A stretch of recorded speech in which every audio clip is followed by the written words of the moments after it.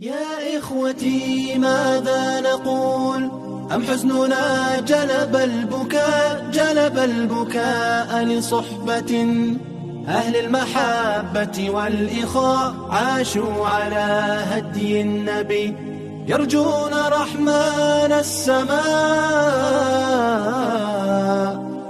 يا إخوتي ماذا نقول أم حزننا جلب البكاء لصحبة أهل المحبة والإخاء عاشوا على هدي النبي يرجون رحمن السماء.